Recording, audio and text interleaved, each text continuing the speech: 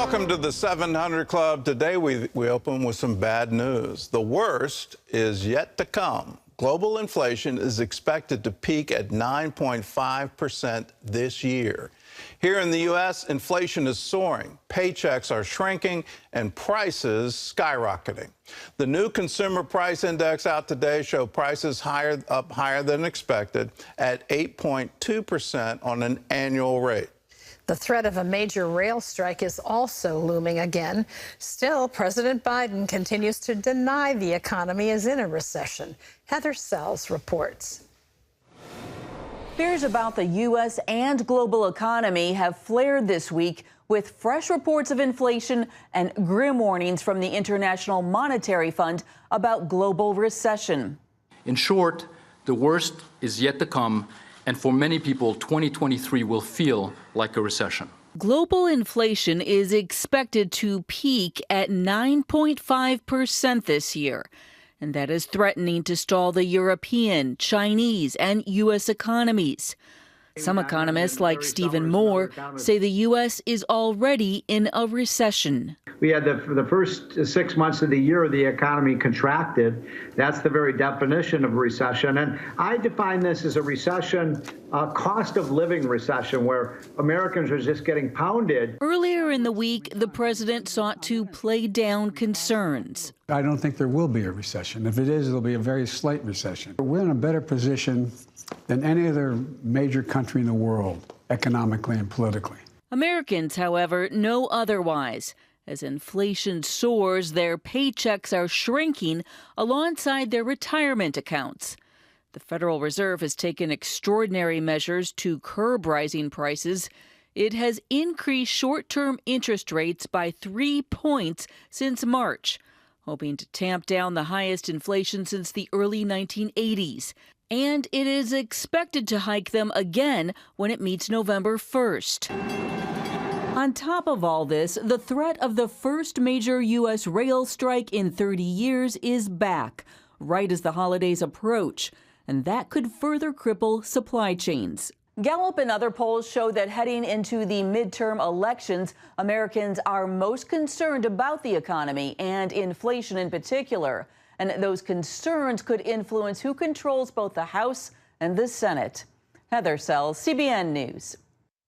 Well, CBN's chief political analyst, David Brody, joins us now from Washington for more on this. So, David, I'm hearing the president downplaying fears of an economic recession, and frankly, I'm kind of going, well, you're the one who said there wasn't going to be inflation. Now there's inflation, and should we believe him that there isn't an economic recession? And is that message even playing with voters? Well, Gordon, you're making great points. The answer is no. It's not playing with voters. And once again, I always say don't take my word for it. Just look at the polls. I mean, one of the latest polls is really problematic for Democrats. 54% of folks in this country believe Republicans are the ones that can better handle the economy than Democrats. The Democrats clock in at like 37%. And it's not just this latest poll. It's been poll after poll after poll for over a year. And so the cake is baked. And this is not a good cake at all. It's a sour cake. It's going moldy, and it's going moldy fast. And I think, in essence, this red wave that we're talking about, Democrats just have not been able to turn the tide. They thought they could turn the tide potentially after the Dobbs decision regarding abortion. That now we're seeing has started to trail off. In other words, the economy now, more important than abortion. The abortion numbers are dying down. And so, look, this is a problem. Here's another part of the issue here from an economic standpoint. You have the CEO of J.P. Chase, Jamie Dimon, saying there's going to be a recession in 6 to 9 months. Well, I think a lot of people would say, at this point, who do you believe more, Joe Biden or the CEO of J.P. Chase, Jamie Dimon? And so, look, I think it's all there, Gordon, and voters just don't want to be lied to. And I say lied to. I don't want to be careful about that word. But the truth of the matter is, what the Biden administration is doing is they're spinning to the point where people are like, look, I know how much I pay for milk. I know how much it costs at Carrabba's when I go out. And it doesn't take a rocket scientist to figure this stuff out. Well, a former vice chair of the Democrat National Committee. I mean, this is huge. Tulsi Gabbard, she's announced she's leaving the party, the Democrat Party, this week. What's the significance of her action?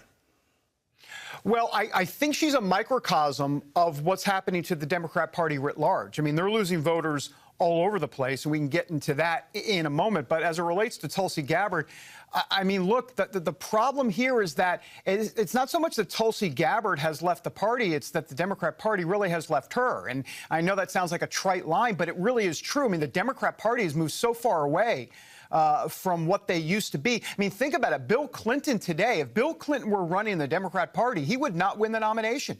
Just that simple.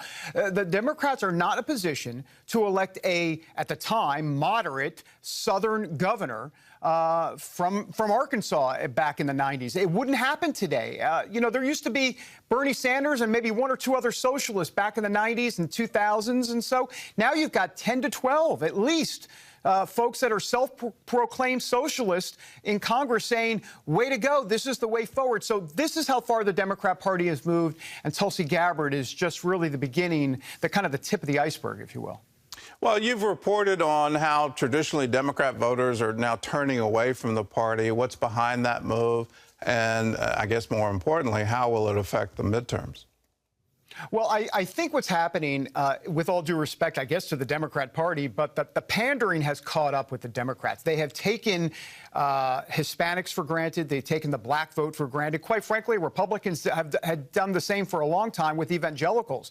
You know, George W. Bush back in the day, you know, was like, well, it's the reliable white evangelical vote. They did that. And some evangelicals had issues back in the day regarding that. So, but the Democrats are doing the same thing here. And so what's happened is they're losing the Hispanic vote. That number has decreased quite a bit. They're still winning it overall from a majority standpoint, but they're losing it little by little. The black vote is a real problem. The young vote, the Gen Z vote, is even starting to turn on Biden specifically because it's more establishment. They don't like the establishment. And then you've got the white working class vote that used to be reliable Democrat. I mean, during JFK's time in the 1960s, he had that 2-to-1. Now Biden's losing the white working class 2-to-1. So everything is just reversed. And what they've become, the Democrat Party, is really an elitist type party. Whether it be big pharma, whether it be Hollywood, whether it be just the science, all of it, cancel culture.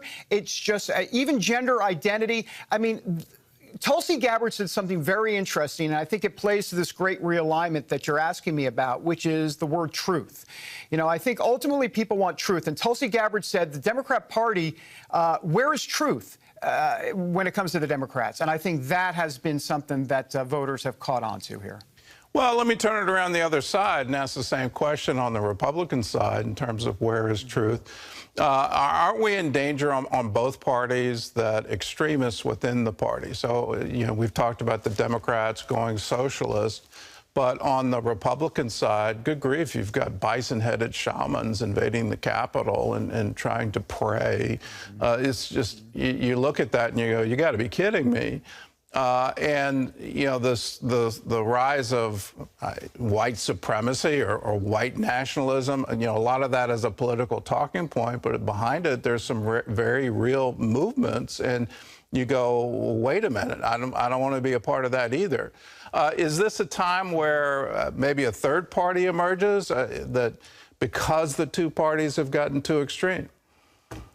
Well, I think structurally it's going to be very hard at this point in America to come up with some sort of third-party candidate. We'll see. But structurally, as it relates to actually winning, that's going to be hard. Having said that, Gordon, you're absolutely right. I mean, you got the Christian nationalism, the white nationalism on the other side. Now, having said that, let's be very clear here. The media stokes those flames. I mean, the media all of a sudden makes everybody out to be some sort of Christian nationalist. For example, if you believe that this is a Christian nation, or at least founded on Christian or Judeo-Christian principles, you would be potentially, by the media that is, labeled a Christian nationalist. So I think what's happening is we have a divide in this country. The media has stoked it, and we're, you know, when everybody talks about civil war, we're definitely in an ideological civil war. We're in a geographical civil war. We're in an informational civil war. I don't think there's any question about that, and I think we see that play out every single day in America. Well, I'll just stop you on the Christian nationalism.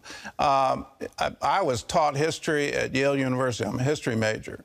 Edmund Morgan, the Sterling Professor of History at Yale University, he put this out as an established historical fact. Without the Great Awakening of 1735 and the entire nation turning to Christianity, there would not have been a revolution in 1776. He put that out there as an historical fact. So I'm not going to give that to the media. I believe that. I believe there were Christians involved in the formation of our republic. And throughout pulpits throughout the colonies, no king but Jesus was the rally cry. Now, were there deists involved? Was Benjamin Franklin a deist? Was Thomas Jefferson a deist? Yes. But John Adams was a very strong Christian. You can't get away from our Christian heritage. You can't say that it didn't happen. So, you know, the dividing point for me is saying it's some kind of white supremacy. No. Our Christian history, I'm sorry, it's an established fact. Well, and Gordon, just to pick up on that, what the media does, as you read those New York Times articles, as we all do, they will put Christian nationalism and white supremacy, if not in the same sentence, they'll put it in the same paragraph. That's the problem. They're trying to put it all as one kit and caboodle. That's the danger here, because you're right, it's not the same. And yes, we need a new black robe regiment in this country that talks about the moral, political, spiritual issues from the pulpit every single day. It's not happening here. We're in a spiritual war, as you know, Gordon. But also, let's be honest, the root of all of this is cultural Marxism. They want to, in essence, destroy Western civilization as we know it, and that is why America is such a threat. And Christianity specifically is a threat because Christianity is rooted in the truth, which is Jesus. All right. Well, David, you got me excited. Thanks. All right. You got me excited. All right. Well, thanks for joining us. And let me just underline, when you see these news articles about Christian nationalism, please, you know, take a giant step back. Is that propaganda? Let us all stand together against white supremacy. That's an absolute bunch of nonsense. It's eugenics. It's, you know, you look at the history of that. It's absolutely straight out of German propaganda. No, that doesn't belong in America. We need to be one nation, under God, indivisible, with liberty and justice for all. That's our dream, and that's a Christian dream. When you look to heaven and you see every nation, every tribe, every tongue coming together to worship the land, that's the dream, and that's an American dream. Well, in other news, President Biden says Vladimir Putin totally miscalculated the invasion of Ukraine. John Jessup has more on that story from our CBN News Bureau in Washington. John? Thanks, Gordon. Russia's brutal airstrikes are seen as some of the worst shelling the country has endured since the war began. But it's also bolstering the response among Ukraine's allies to provide more aid for its military defense.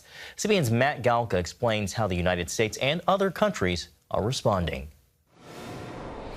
Defense officials from around the world are in Brussels discussing what they can do to help Ukraine continue to fend off Russian forces. All of this happening as Vladimir Putin's threat of possible nuclear war hangs in the air.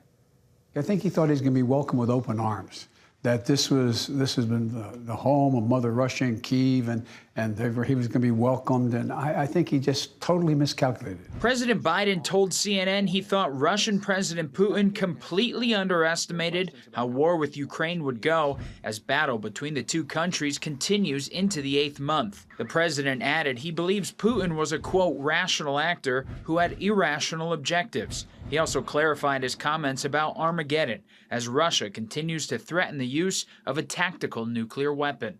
The idea that a world leader of one of the largest nuclear powers in the world says he may use a tactical nuclear weapon in Ukraine, and the whole point I was making was it could lead to just a horrible outcome.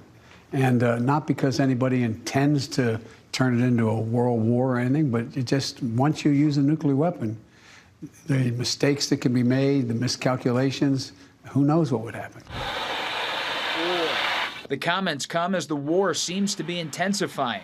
Ukraine accused Russia of targeting and killing civilians in Kyiv with heavy missile strikes this week. Putin said it was in response to a massive bridge explosion in Crimea, cutting off a major supply artery for Russia. Well, good afternoon, everyone. U.S. Defense Secretary Lloyd Austin and Joint Chiefs Chairman General Mark Milley joined dozens of other defense officials in Brussels this week to discuss how to continue arming the Ukrainian resistance. The The focus now is on air defense as a harsh and potentially bloody winter approaches. I expect that Ukraine will continue to do everything it can throughout the winter to regain its territory and to be effective on the battlefield. And we're going to do everything we can to make sure that they have what's required to be effective. President Biden also told CNN he does not expect Putin to actually use a nuclear weapon. He also didn't expect to meet with him at a G20 summit next month in Indonesia unless Putin wanted to talk about freeing imprisoned basketball star Brittany Griner. Matt Gelka, CBN News. Thank you, Matt. Well, here at home, a new report on college admission test scores shows the impact of school lockdowns during the COVID pandemic. Scores on the ACT by this year's high school graduates hit their lowest point in more than 30 years. The class of 2022's average composite score was 19.8 out of 36. That marks the first time the average score was below 20 since 1991. Although ACT scores have declined steadily in recent years, the CEO said, quote, "The magnitude of the declines this year is particularly alarming." Well, turning now to Florida in the aftermath of Hurricane Ian, there are estimates it could be one of the costliest hurricanes in the state's history, with a total reaching as high as $74 billion. Operation Blessing is on the scene, helping people begin rebuilding their lives. Volunteer teams are at work in the Port Charlotte area, putting tarps on homes damaged by the storm, as well as cleaning up limbs and other debris. 70-year-old Mary Vick lives alone. She says she's grateful for the volunteers who came out to help. Due to Operation Blessing, they came out today. They tarped my house, did a wonderful job, still in the process of tarping, and they removed all of the limbs and all of the yard debris. Gordon, a heartfelt thanks among so many who are still in need. That thank you goes to you if you're a member of the 700 Club. If you want to give to the Operation Blessing Disaster Relief Fund, be part of this massive relief effort. The damage is absolutely incredible, and we need to be there for people and help them in their time of need. If you want to contribute, call us, 1-800-700-7000. Say, I want to give to the Operation Blessing Disaster Relief Fund. You can also give online. There's a place where you can designate your donation. Or you can text to give. Text OBDR to 71777. And if you want to volunteer to help, we don't have overnight accommodations, so you need to be in the local area in order to volunteer. You have to be 18 years or older. If you'd like to volunteer, call that special number, 1-800-730-2537, or you can go to ob.org.